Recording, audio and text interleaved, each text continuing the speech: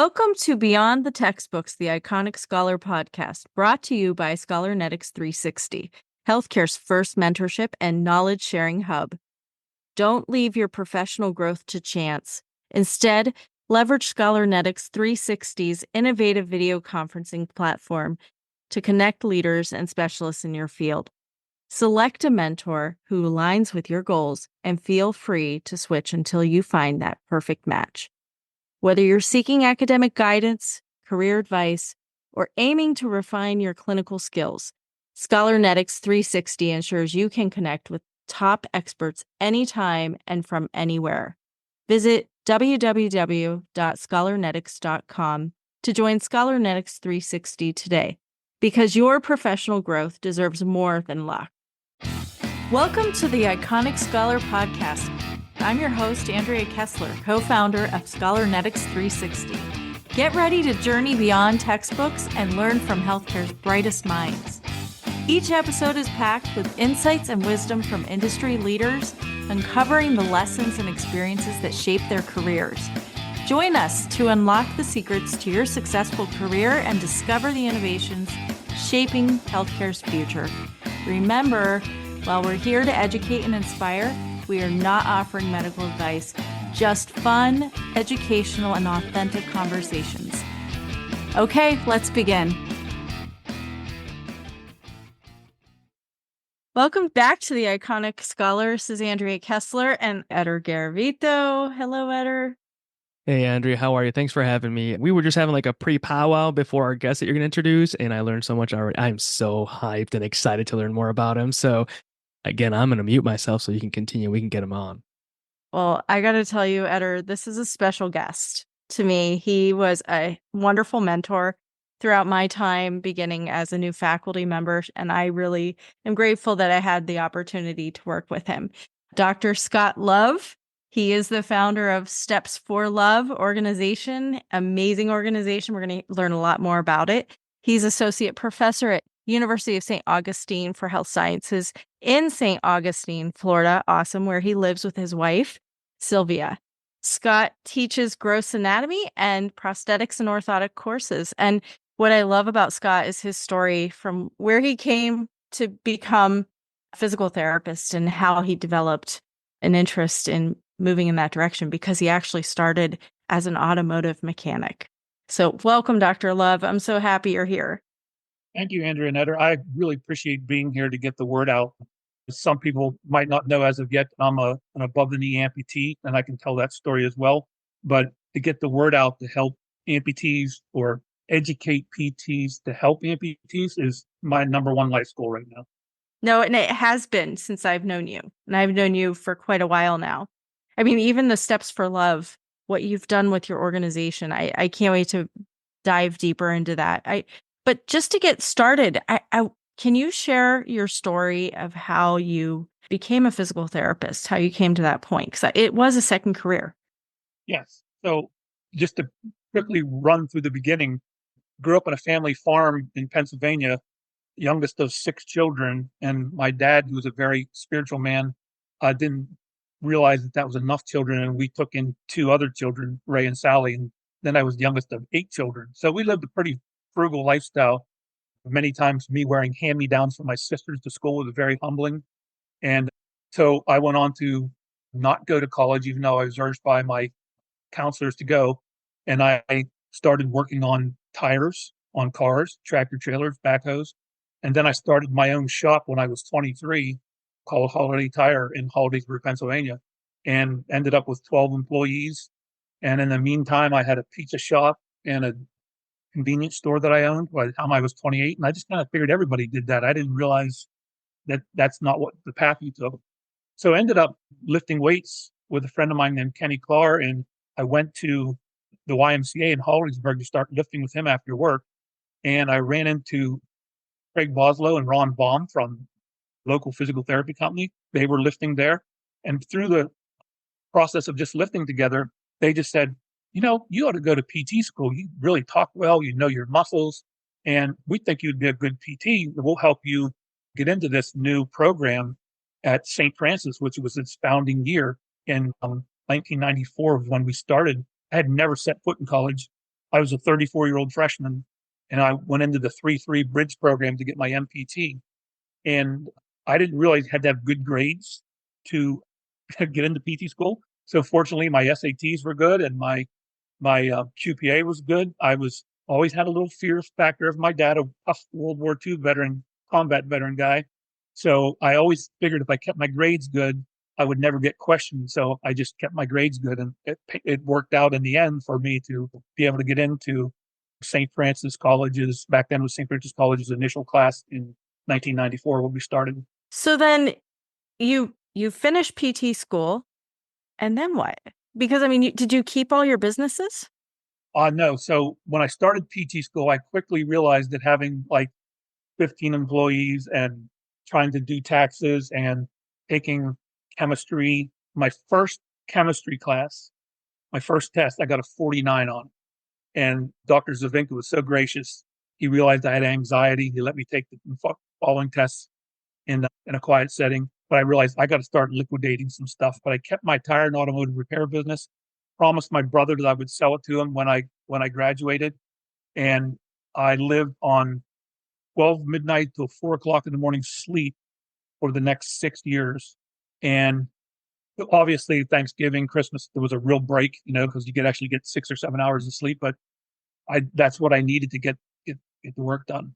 So just made through. Outstanding physical therapy student, graduated cum laude, and I just think there was so much going on that you had to stay on top of it, and it made me stay focused enough because I was do or die. And then I had naysayers, of course, relatives. I was the first person in our whole family to even set foot in the university, and it wasn't accepted very well. I mean, I got a lot of derogatory comments, which also motivated me to say, I'll show you. Like you said, I couldn't start a tire shop too. So let's do this. And I made it. So sometimes, the negative things in the world are really a positive thing when we look at it that way. Yeah, I agree. And the sacrifice is also a motivator too. You know what I love about this podcast, Andrea? The fact that like we really get to hear people's stories. Scott, you and I are meeting today, and I've heard amazing things about you. I've heard all about your accomplishments, and they're magnificent. But when people look at you, they probably see right through you. They look at what you've done. They don't know the struggles that you went through to get to where you are today. And I don't think we often talk about that. And so, you said like you didn't get that good of grades in the chemistry grade, but luckily you had good GRE scores or SAT scores, whatever you had. It's like, I don't want to go down that rabbit hole right now, but perhaps like you would have applied to school with those grades today, you maybe not wouldn't have been able to get into PT school because things have changed, right? And then we wouldn't have you in the profession today doing the amazing things that you're doing today. So like we have to find this sort of like balance where we find individuals that could change the dynamics of healthcare like you have, but perhaps aren't on paper the most excellent, outstanding students. And I love that story. Yeah, we had to keep a 3.0 to get into the bridge program. So my first 3 years, I had to keep a 3.0, and I was able to do that. But that 49 in the chemistry one really put me in the rabbit hole, so to speak, better, because I was like, am I going to do this? I've had people talk negative about me doing PT school. Can I really do this? And not only that, everybody in the whole class was 18 except me. I was 34. So it was very difficult. Like, how do I react to these students? And I remember one time I had a girl who was in the bridge program with me. Her name's Stacy Fisher from out in Chestnut Ridge area. And she come up to me and she goes, look, you're not our older brother. You're not our dad. You're one of us. So you got to start acting like one of us and get into our study sessions. And it was like, that was another thing. Like, whoa, okay. I didn't know how to act because I was totally out cold, but that woke me up. Like, I just have to be one of them. I was always trying to be like the father or the older brother, and I didn't need to be. And just, I really believe that, God puts people in your life sometimes to put the right thing into your ear at the right time. And I definitely did it. So I kicked it up a notch when I started studying with people that had chemistry last year in high school, and I hadn't had it for 17 years. So it made a big difference to be able to jump on that wagon and start, riding with the group. And it was really good.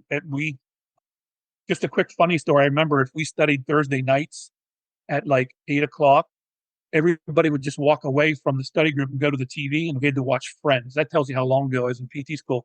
But like these young people, that was more important than studying chemistry. So I just kind of had to like look at my notes and listen in to friends while they were watching Friends. So, but like, hey, if you're just going to take a half an hour, whatever, that's fine. I'll wait in the background here and keep studying chemistry because I needed it. The question I have though, did you formulate a favorite character from Friends? Me, I don't think I really did. I think I admired equally all of them equally as The much. best political answer I've ever heard. But it's the truth. I enjoyed all of them. His story has so many cool things. What I'm loving right now is that, unless my math is incorrect, 1994 was 30 years ago. And he remembers people's first and last names and like what he was doing in evenings, because not because it was tough, but because it was so meaningful. And I love that you were able to have those meaningful relationships in your life, because oftentimes we don't. And I feel like the landscape of healthcare and healthcare education is transitioning to more of this like, I'm better than you and I'm going to make sure that you know that I'm better than you sort of behavior. And let's go back to the 30 years ago, man. Yeah. Where you just put PT after your name instead of like, All the all the letters. different letters. Yeah. Yeah. I'd be okay with Scott Love PT. That would work fine by me. Well, let's go to the letters now, because you are, in my eyes, Scott, you're the leading specialist in physical therapy interventions for people who have amputations. How did you get to that point? Right out of college, believe it or not, because of my business experience, I was hired as the manager at NovaCare Rehab in Bedford, Pennsylvania. And that really, speaking of, you know, people putting other people down in their industry, I had people all over me in the PT world, literally speaking mean to me. Like, how do I think I could run a business and be a new graduate at the same time and manage people? And when I explained to them that I had 3 businesses and 20 employees, then it was like, oh, okay, but instead of coming to me and saying, this is going to be a challenge, what do you plan on doing? They came at me with, some vile and, not so nice stuff. But there was a question like, who do you think you are? And obviously my PT skills weren't the greatest, who is right out of school. So I was able to school the people on business end, but then they were able to school me on PT interventions and how to treat patients, certain clientele, learning some new stuff. Even the PTAs were great. And at the time, we had like 3 PTAs, 2 PTs, and 6 athletic trainers that I walked into. And so I wanted to make sure that my PT treatment got as much work as the management skills did, because the management skills came quite easy to me, but PT interventions I had to learn. But I did that. And then I started teaching in a PTA program a few years later. And I taught at 2 PTA programs. I started at one that was a little far from my house. And then I went to another one that was close to my house in Cumberland, Maryland. I lived in Bedford County, Pennsylvania, which is pretty close to the Maryland line. And in 2004, I went through a divorce and I had a 10-month contract. So I would have like June and July off every year. So I started doing traveling contracts and I wanted to go to Texas. I always loved Texas. I just thought I just got to go to Texas. Traveling back then was like it is now. Like, it's easy to get a job and you could have went anywhere. So I went to Corpus Christi, Texas, and got an apartment right on the beach. And every day would go lift weights on the 10th floor right after work, walk on the beach in the morning, walk on the beach at night. But one Thursday, I decided to go to home from work a little early. I was feeling like I was getting the flu. And next day I called my friend Patrick and I said, if things don't straighten up a little bit, I'm going to have to get you to take me to the hospital. I'm not feeling so well. I'm pretty sure I have a really bad flu. And that next morning, really early, I called Patrick and said, hey, can you take me to the hospital? He said, sure. So going back to what my mother taught me when I was younger, I got in the shower, took a shower, put fresh underwear on and some t-shirts and sweatpants, went to the emergency room with Patrick. The last recollection I have was me getting into the shower. I have no other recollection after that. And Patrick said, I went in the emergency room, told the doctors my symptoms, told them my kids' names, the phone numbers, because my kids were back in Pennsylvania. And I slipped into a coma for 10 days. And when I woke up out of the coma, I found out they had called my children to come down and be prepared for me to die and to take my body home. And I woke up and my kids were staring down at me, obviously crying, Nicole, Megan, and Jaron. And I fought my way back. I ended up with like 50 days in the hospital, lost 75 pounds. Back then I was a power lifter and I weighed like 250 pounds. I went home at 175 pounds and fortunately had been good with my money and put some stuff away for retirement and some extra money and lived off that for 2 years. And it was very difficult. And so they found out that I had gotten a flesh-eating bacteria off one of my patients. And I'm a nail chewer. I hate to say that, but I chew my nails. And we were doing wound care. We were working with amputees. I was on the wound care team, even though I didn't get wound care very well in PT school either. There was a wound care specialist who was a PTA, and they were like, come on with me and I'll teach you what to do. You sign off on the notes. And it's not like we signed off anything illegal. I was there for the evaluation, but I was learning as I was going through the evaluation. And so I started thinking to myself, the first thing that came into my mind when I found out I got a flesh-eating bacteria is, wonder how often they change the curtains in the patient's room. I don't know why that just came to me, but I had my son to the emergency room in Pennsylvania, and I asked the nurse that, and she was a paramedic and an emergency room nurse, and I said, "When's the last time you changed these curtains?" So I kind of asked that everywhere I go now. She's like, "I've been here 2 years. I don't remember them ever changing the curtain." So now that's part of my talk is, doctor goes in with clean gloves, opens the curtain. He comes, checks your wound out, whatever, walks out, closes the curtain before he takes his gloves off. Nurse comes in with no gloves, opens the curtain where the doctor closed the curtain. I'm just throwing this scenario out there. And then comes over and starts touching your leg or touching you or touching my fingernails. And I chew my fingernails, and it's still something that I don't see, Edgar and Andrea's. I don't see, I'm sure some people have, but if you think about asking that question, I think it's a real valid question to ask. My background is in acute care. I've worked, I still see patients 6 to 8, about every 6 to 8 weeks here at Duke Hospital. It's been 11 years. I've never once in 11 years thought about that. And nobody's ever told me that either.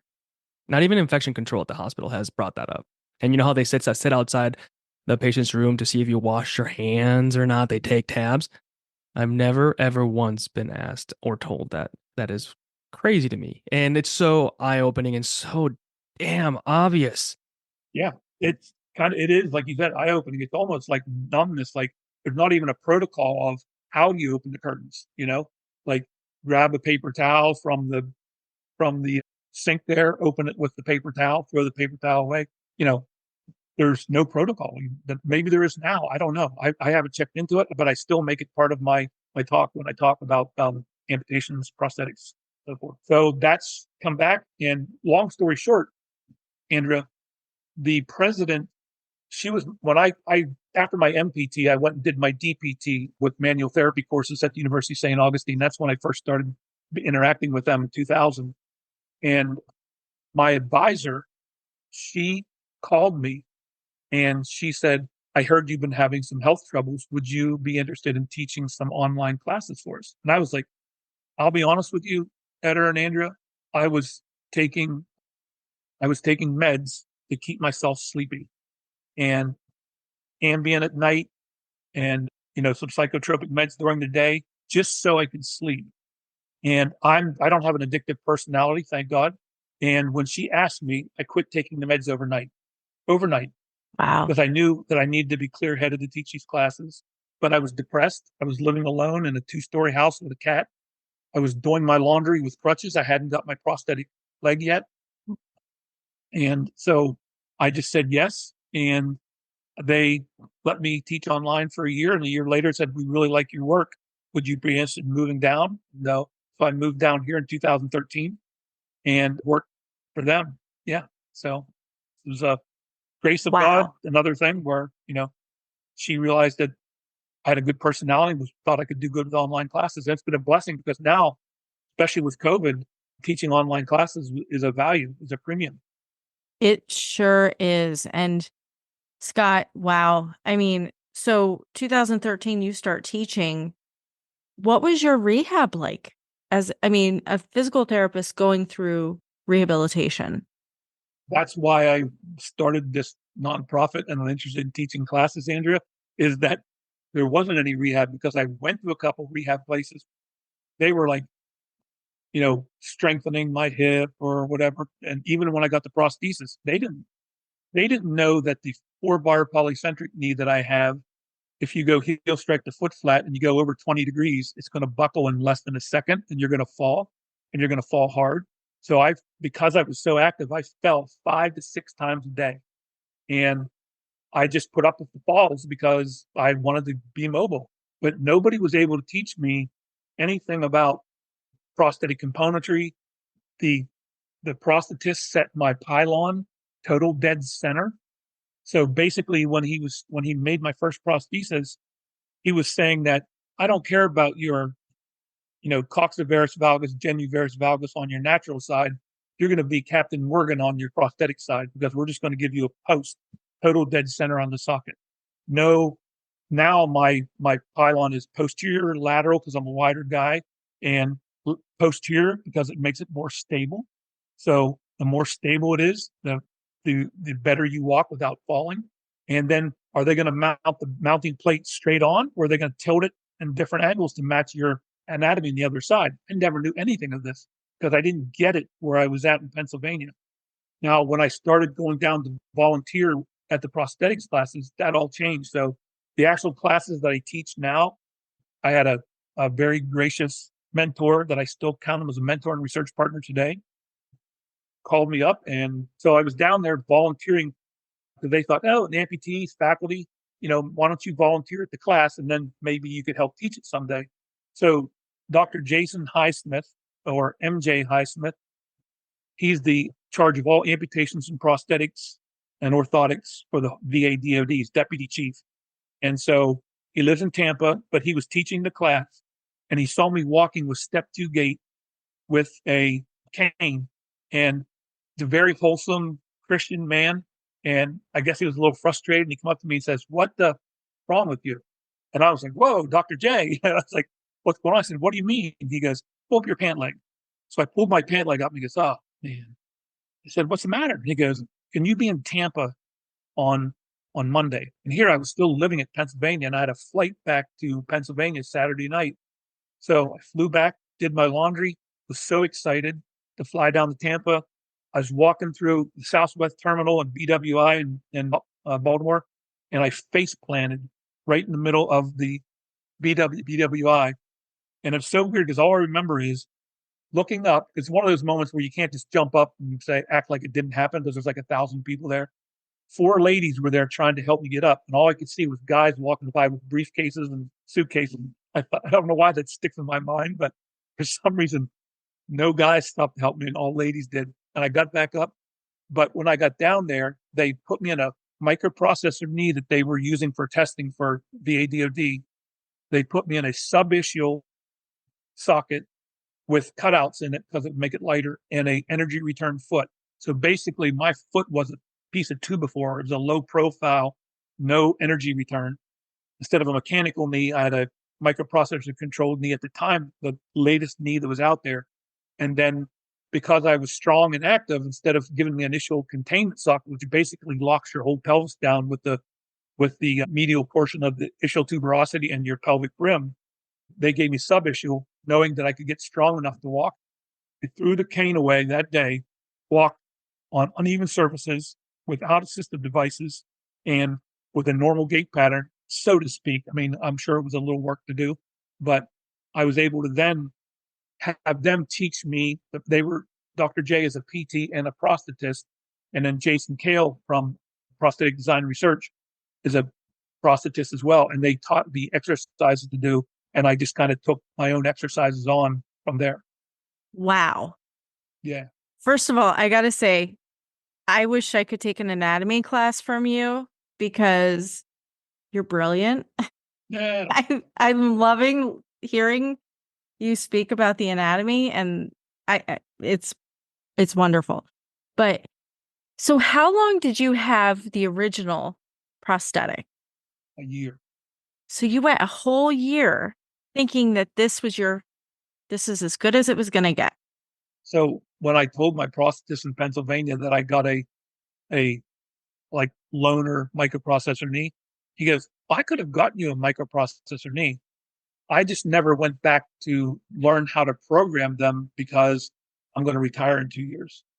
So because he didn't want to take the extra step to learn, he didn't refer you to anybody else who could have helped you.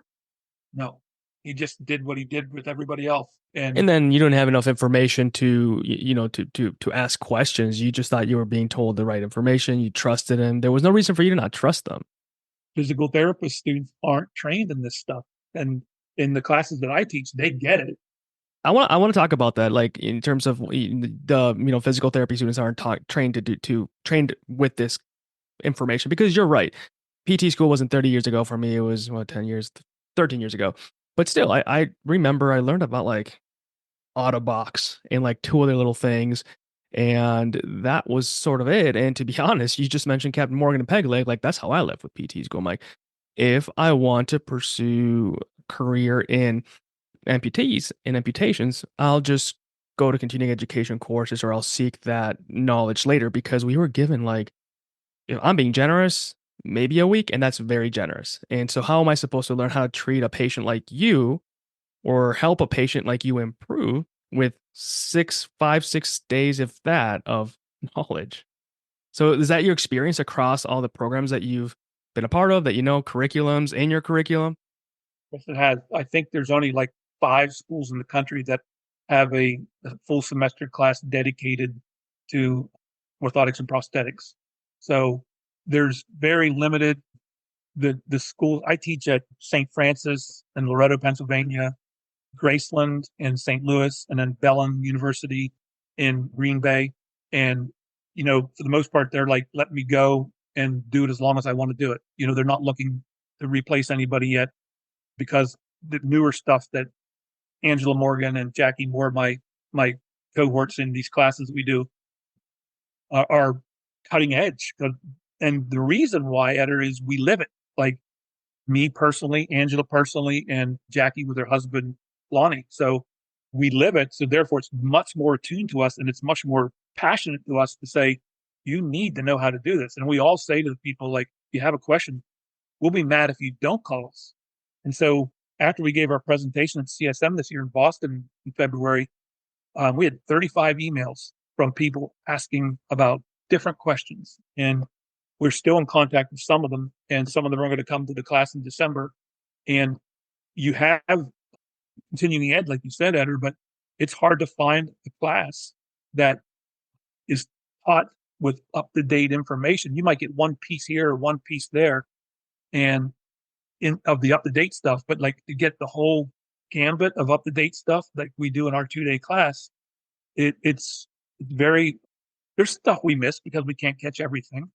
But for the most part, we cover everything that you need to know, and we give you a packet of information. Obviously, we print them out for them, but we say to them, we're going to give you all these documents to keep an electronic file, because we know you can't remember all this stuff in 2 days. But if you go back into these documents, you can find the information that we're giving you. And then if you can't understand it from there, please reach out to us. So, I love that. we just don't give them a packet and say, you're gone. We give them a packet.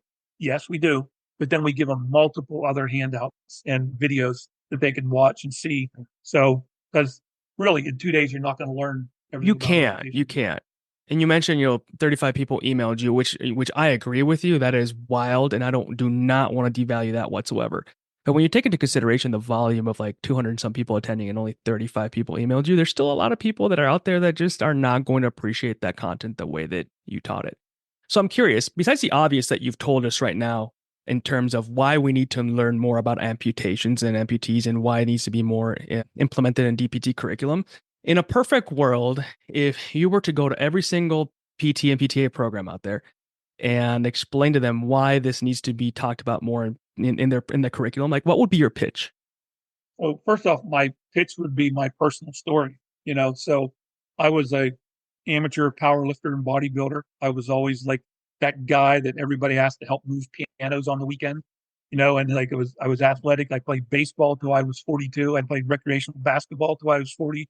And if that can happen to me, that can happen to you or your dad or your mom. And don't you want to know if that happens to your grandparents whatever, that you know how to do it. That would be the first thing. The second thing would be, do you really want to send that person away in your clinic like I've heard people do or heard people almost do because you don't have the knowledge to treat an amputee? And so try to play on the heartstrings, which my mom told me I had a BS degree before I ever went to college. So I can talk very well, and I do. That was not Bachelor's of Science, was it? Well, yeah, not that one. No. Okay, just clarifying. Yeah, that was clearly clear. Yes. And so I would pull on the heartstrings because it is true. We have, I forget what it was, New Year's Day. I spoke to an amputee in New York through Facebook, and that he had lost his leg. He was like 26 years old, just married, and a baby on the way. And he's a PT. He lost his leg. I don't want to go into details, but like it happened to you. You never know. Like people ride motorcycles, which if you love motorcycles, that's fine. I'm just not a big fan of that in recreational vehicles because you go to our amputee support group, probably half the people in our meeting are motorcycle or motor vehicle accident amputees, which if that's your love, that's fine. It's just not for me because of the personal heartstring stuff that I see with my buddies, Patrick and Dean, and, those people that come to our class or group. So that would be the only way I would know, and is to play on the heartstrings. And you're still going to have your naysayers that are, that like the 35 email thing.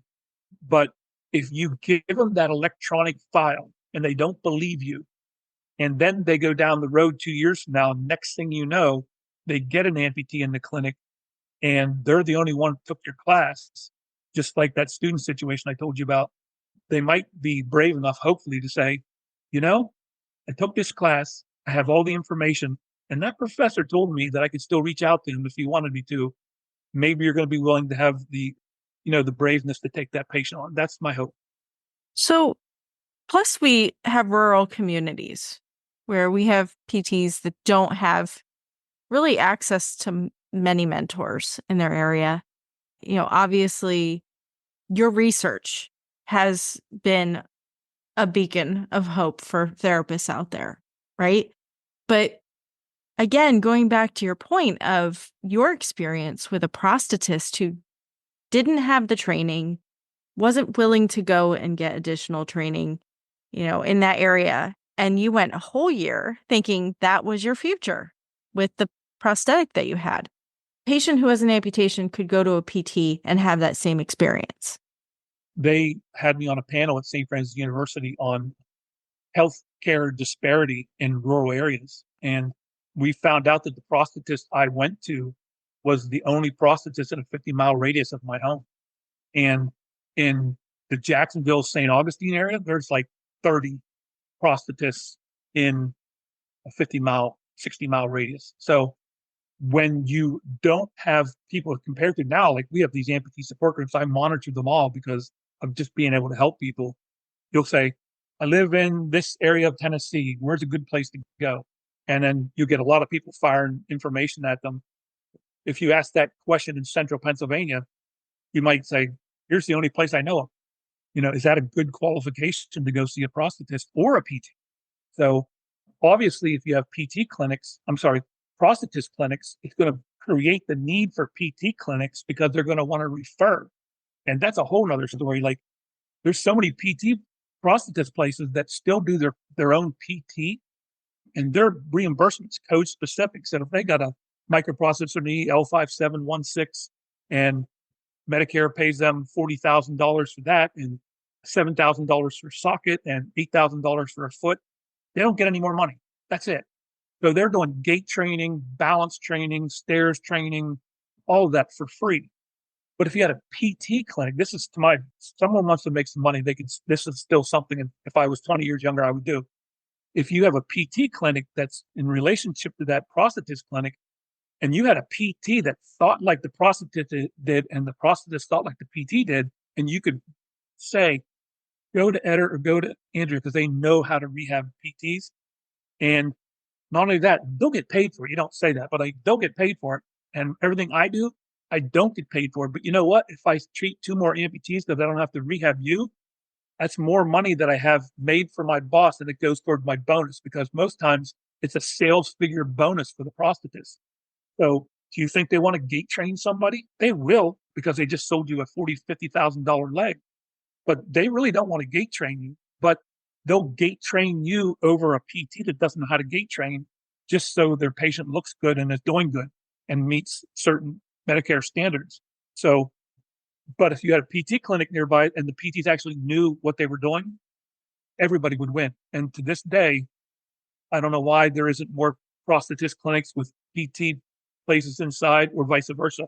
To me, it's and the reimbursements out there. We talked about those special codes: 97761, 97763 pays more than TheraX, TheraActivity, manual therapy, that in 15-minute increments by like $8 on one and $12 on another. So you actually can not only do prosthetic training, but you can get paid more for it in a 15-minute increment as a PT. And then if you get your patient better when they come back to the prosthetist, he's going to love you. The patient's going to love you. Insurance company's going to love you, and the family's going to love you. So, like I said, I've told you about the business I had when I was younger. This business model is stuck in my brain. All I need to do is go back 20 years, if I had the ability, but I'm not sure why no one has done it yet. Well, you make a great point about this is a collaborative effort, right? We can't really rehab somebody who's had an amputation without a prosthetist involved. And a prosthetist probably having a PT, knowledgeable PT, right, would benefit their patient. So all that considered, continuing education, is it taught?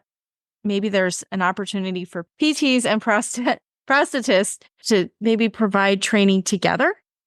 Yes. So the class that we had last December, we actually had two prosthetists asked to see if they could come to our class, and we were able to get them credits through their crediting body in Florida. So when you go to prosthetic school, you learn orthotics and prosthetics. They were heavy orthotic providers, and they didn't really get into prosthetists, but they were starting to change their genre a little bit to work more with the amputees. So the one person that teaches the class with us is Rick Coleman, my personal prosthetist that he works with me, and he's also my really good friend. And he has almost 30 years of experience. He teaches the class with us. So we get two amputee PTs, one below knee, one above knee, and a prosthetist who is very open-minded with 30 years experience. I don't see where you're going to find a more exact fit faculty than that. And so they came to the class. So we can see that happen, Andrea. Yes. And I think it would be very beneficial that we've got to drop these walls that people have with prosthetists and PT. And the funny thing about that, Andrea, is if you go on the CAPTI website, I've done it a couple of times to check, technically, physical therapists should be able to, well, sound funny, create the prosthesis, adjust it, and bill for it when they graduate from PT school. Yeah. Really? Yes. So it goes back to the old, PTs are more involved with orthotics than they are prosthetics, but it goes back to that thing where they put orthotics and prosthetics instead of orthotics, prosthetics. So they lump the two together. So if they say that PTs can't bill prostheses and make them, that means PTs can't make and bill orthotics either. So they're doing it to kind of like save the profession. But like, how many PTs didn't even know how to treat an amputee, let alone make a prosthesis? Which brings me back to 2 years ago at Combined Sections meeting. There was a company in St. Louis they were a prosthetic company. They were there at CSM trying to recruit a PT, come to work for them, not only run their PT clinic, but to learn how to make and adjust prosthesis, because in certain states, in physical therapy, we're pretty like sealed in with the APTA of what you can and can't do, our bylaws and guidelines. In prosthetics, it's not a unified system. There's two different organizations that allow you to build prosthetics. In the state of Florida, you can be a PT and build and bill a prosthesis and get paid for it. Yes. So they don't have the force that we do with the APTA, which is a really good thing that the APTA does that, because that'd be like saying a prosthetist can perform PT, going back to the old chiropractor, manual therapy, manual manipulation thing we had, a couple years ago. But yeah, so To me, it should be prosthetists build it, PTs rehab them. And another thing too is this is the crazy thing. I think we should learn how to adjust them because here's what I see happening in Florida in some of my patients is so patient decides to change shoes, which amputees, I always recommend that you don't change shoes. I have the same type of shoes I wear every day. I have black ones when I have to wear a suit for graduation or whatever. But when you would change your shoe, it changes your tibial shank. Is it more anterior? Is it more posterior? Then you add a hard heel, so it's going to cause rapid knee flexion or rapid knee extension, depending on if you have a soft or hard heel durometer. And then you might have to adjust the plantar flexion, dorsiflexion. So you change his shoes, and in my mind, I know like all he needs is like 5 degrees of dorsiflexion. I could take a 4 millimeter wrench, loosen the posterior screw, tighten the anterior screw, and he'd be good to go. No, I can't do that. So I have to tell him to go to Bremer Prosthetics up in Jacksonville, go see Rick. That's where you got the leg. They call up, they get on the books for a week from now. But I wanted to wear these shoes to my daughter's wedding, and it's like, call them up, see if they can get you in a hurry. But in my training, I feel very confident to do. So that's why I did all the volunteer hours and all the schooling. I'm going to sit for my certified prosthetist assistant exam this summer. So I will be, Wow. if I get on, Bremer can put me on their provider list. I don't want any money. And I can say to them, and we're good friends with all the people at Bremer, like, I can do your adjustments at the school or at the clinic at the school and would save you from this person coming up every time they need something. And of course, they're probably going to go like, yeah, I'll have a provider number as a prosthetist assistant, kind of like the PTA PT thing, as you well know. A lot of times you can communicate by telecommunications and allow a PTA to do something under your care. It's a similar thing. So I actually have 5 students right now that are, some are OT and some are PT, that I do teach day-long classes for the OT students at our school too, that they're going to further to become a prosthetist assistant because in the state of Florida, they recognize the need for it. So now all you have to do is get 500 hours of clinic time, which is help them pull a socket, go on home calls with them, do patient evaluations with them. And it goes pretty fast especially now that some of my students are starting during school on weekends. And if you have a professional medical degree and do 500 hours, you can sit for the prosthetist assistant exam or the orthotist assistant exam. Scott, you are a comprehensive physical therapist. But honestly, I wish it was like that for every specialty, right? That we found but I wouldn't have even thought that you could sit for a certified prosthetist assistant test. I didn't even know that was something. But again, okay, I'm just going to say this. That's where we're having this conversation. I did not know that until we had this conversation. I'm blessed to have known you for a while, so that's why we were having this conversation. But going forward with Scholarnetics 360, that's where the beauty is, that having people like you who are experts and people are trying to access knowledge and information and guidance in some of these clinical areas that they don't have anybody near them to really describe, your experience, what options are out there, and give them resources. Really, I mean, this is something that could be huge for a lot of PTs right now who are listening, to have one extra path to take to improve their patients' quality of life too, as well as their outcomes.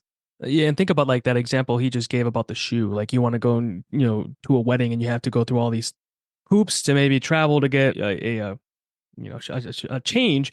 Now, I also do think that like the beauty of everything happening for a reason for Scott is that he's a mechanic at heart, so he knows the mechanics of everything. But instead of using 10 millimeter wrenches these days, he uses 4 millimeter wrenches. Mechanic joke, Andrea. Anyways, but the beauty with that, like you're talking about, Andrea, is the fact that like let's say that's me as a clinician and a patient wants to wear that shoe, and I am qualified in theory to adjust it, and I understand biomechanics and levers and this and that. I could connect with Scott just really quickly on a video conference, tell him what's going on, and he can give me a suggestion. He'd try this, try that, and right then and there, I can do these things based on a professional's feedback instead of the patient having to go somewhere else, use gas, use money, use their time, perhaps not make it to the wedding, all these resources. And it's just connecting with like leaders and specialists in our field that are just we just want to give access to others too, because you're brilliant, man. I could literally sit here and listen to you all day. Well, I think you're overselling me, but I'm that's not. fine. I'm not. I think you just need to take it because I'm serious. I could listen to you all day. Yeah, and to be honest with you, Ever and Andrea, if you want to know where your state is with that, it's abcop.org. And you can look in there like how to become a certified prosthetist assistant, how to become a certified orthotist assistant. And from my feedback with the people in that organization, the people who aren't medical professionals, what usually knocks them out is the anatomy. So you can have no degree and still become a certified prosthetist assistant.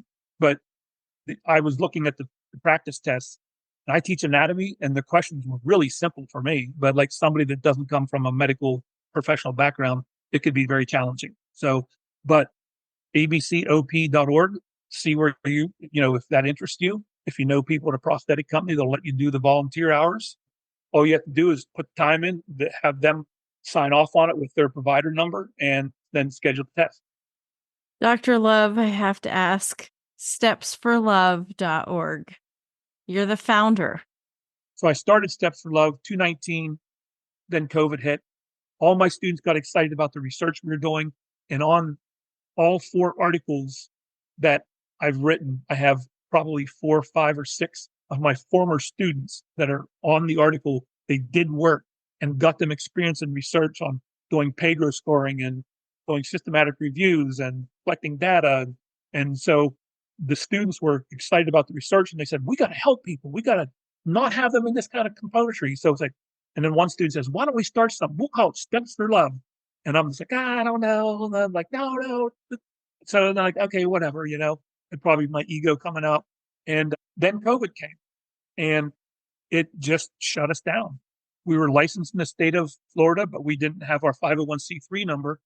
And then about 2 years ago now, Dr. Jerry Morgerato from New York, he was one of my students back in the day when he was just a student, and he graduated.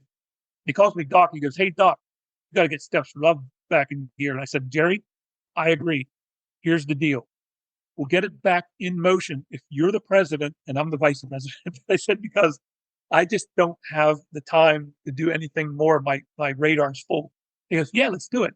So he took the lead, and we've got a board of all healthcare professionals, prosthetists, PTs, and OTs. And we provided a microprocessor knee for one lady. We are making a above the knee prosthesis for a lady in El Salvador. We provided an AFO for a guy that didn't have any insurance. We have another lady we're going to provide a microprocessor knee for.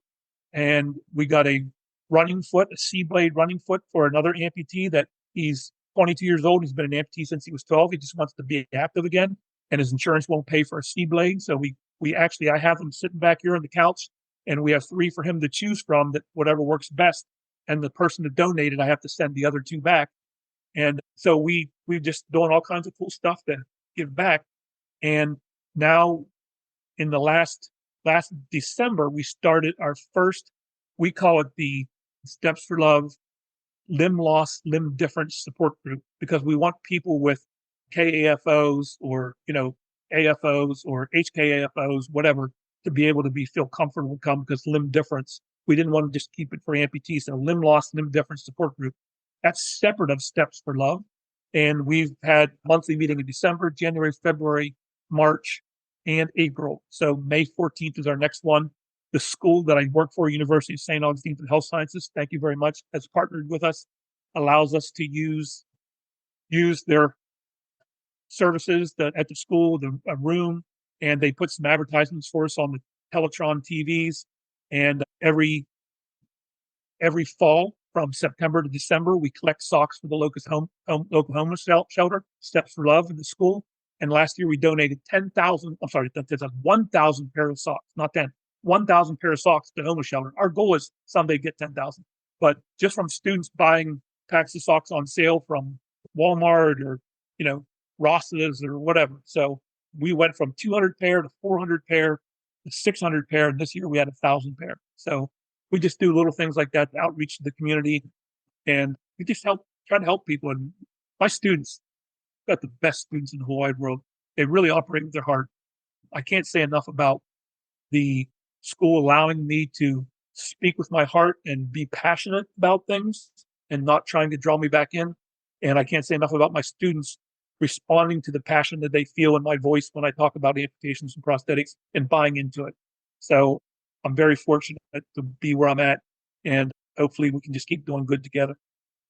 So I have to make a correction, something I said earlier. You're an international Yeah, amputee specialist. no way. Wow. You Yeah. you and your students and USA have accomplished so much since you said 2019. Yeah. Mhm. Wow. Yeah. Impressive. This will be our second third world country that we've delivered a prosthesis to. We did one. The country evades my mind, but we did it with Dr. Todd Bourgeois, goes on mission trips, one of our faculty, and they call me D Love a lot of times. It's, well, hey D Love, like, we need this prosthetic leg. So I said, here's what I need you to do: take this casting material, cast it this way, bring the cast back, and then our laser guys down at the IT office in our Miami campus lasered it, was able to put it into a scroll that we could pull it out with the computer to have it put up on the screen. And we got that, and we actually made a socket out of 3D printing. So we made the socket with 3D printing. We took it to Rick Coleman, the prosthetist. He reinforced it with some heavy fiberglass. So the socket was 3D printing. I donated the pylon. I donated the foot. And that's another thing. If anybody's out there and has prosthetic equipment that they want to donate, when people pass away or they have extras laying around, we'll pay the freight, and we harvest the mounting brackets off of it, because one small mounting bracket's like $80 to $100. Just one small mounting bracket. And pylons are just aluminum tubing.